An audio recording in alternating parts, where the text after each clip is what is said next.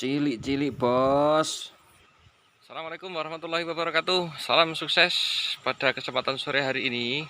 Kembali lagi dengan saya di Fauzi Channel, masih di dunia pertanian, budidaya porang. Oke kawan-kawan, kali ini saya ajak ke ngecek kebun yang agak lumayan lama tidak kita cek. Kira-kira bagaimana perkembangannya. Di sana nanti ada porang 3 musim, 2 musim dari bibit umbi belah. Kira-kira bagaimana? Jangan lupa yang baru gabung like, comment, dan subscribe. Oke, langsung let's go. 10 cm, bahkan yang ini belum tumbuh. Nah, yang ini baru muncul seperti ini. Nanti insya Allah besar kawan-kawan. Ya ini kebetulan walaupun kemarin bibitnya tidak begitu besar, ini kayaknya 3 musim yang bagian sini. Nah, seperti ini. Masih rata-rata seperti ini. Nah, seperti ini. Nah, ini bertingkat-tingkat, masih banyak yang bertombak. Ini masih segar, baru saja mungkin sekitar 2 hari mau mekar ini. Nah, di tempat kami memang secara umum agak lambat pertumbuhannya. Tumbuhnya agak lambat dibanding daerah lain. Seperti ini.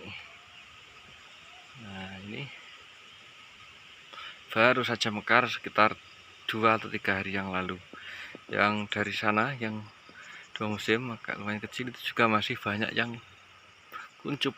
Daerah sana kemarin yang dari bibit umbi belah, nggak tahu bagaimana pertumbuhannya. Inilah kondisi budidaya porang,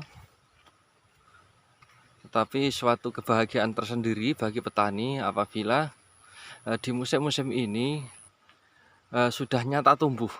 Artinya bibit yang ditanam itu tidak busuk. Karena kalau tidak tumbuh itu kemungkinan bibitnya busuk. Entah apa sebabnya, mungkin kena jamur atau kena penyakit yang lain. Jadi ketika sudah tumbuh, mungkin para petani sudah merasa bahagia, artinya tanamnya sudah dipastikan tumbuh, tinggal tahap selanjutnya merawat. Nah, setelah ini nanti kawan-kawan, rencana kami nanti akan membersihkan rumput-rumputnya, dan jika diperlukan nanti akan kita pupuk. Sementara ini kita masih murni 100% pakai kompos. Nah, itu yang hitam-hitam itu kemarin kompos susulan. Jadi selain pupuk dasar itu kita kasih kompos. Kebetulan ada sisa di lahan seperti ini. Nah, masih seperti ini penampakannya. Terkait masalah pupuk, kalau yang terbaik tetap pupuk kandang atau kompos yang tidak ada bahan kimianya. Namun kalau terpaksa menggunakan tentunya dengan dosis yang rendah.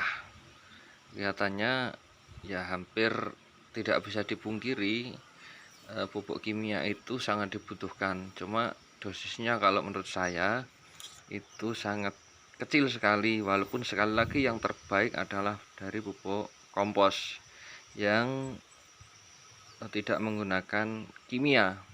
Mengingat salah satu fungsi porang ini adalah sebagai bahan konsumsi. Nah, terkait pertanyaan kawan-kawan, penggunaan pestisida atau obat rumput bagaimana? Kalau yang kami lakukan ini kemarin juga kami menggunakan, cuma kami lakukan sebelum tanaman ini tumbuh, sehingga rumputnya ya hanya seperti ini. Kalau kemarin tidak ada, mungkin rumputnya sudah super tebal sekali, atau di bagian-bagian saluran untuk menghemat tenaga. Nah, ini sisa-sisa rumputnya kemarin sebelum tumbuh. Memang ya mohon maaf, kita bantu dengan nah ini yang dari bibit umbi belah kawan-kawan ya, ini separuh masih tumbuh. Kemarin sebagian juga tumbuh bunga sehingga perkembangannya lambat karena tunas bunganya kita pangkas menanti tumbuh tunas yang baru yang seperti ini. Jadi kemarin perlakuan terhadap tunas bunga bagaimana sudah kami sampaikan di video sebelumnya. Nah, ini masih ada satu yang tumbuh bunga kawan-kawan. Nah, seperti ini. Untuk kami ya ini kita pangkas saja. Terus terang di tahun ini kita tidak menghendaki bunga atau spora. Kami upayakan semuanya tumbuh tunas daun. Yang kita kehendaki adalah perkembangan umbi dan bibit katanya. Nah, ini sudah tumbuh bunga seperti itu.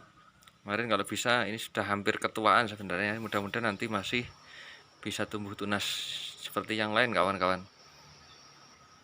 Untuk mengatasi penurunan harga porang, kalau usul kami bagi para petani itu melakukan tanam tumpang sari dengan tanaman yang lain. Kalau di tempat ini yang tahun lalu kita tumpang sari dengan singkong, untuk tahun ini tidak. Ini sebagian kita tanami cabai, agak jarang kawan-kawan. Karena apa? Kita tahu porang ini panennya agak jangka panjang. Kalau di sekitar sini ada cincau atau janggilan yang masa panennya jangka pendek.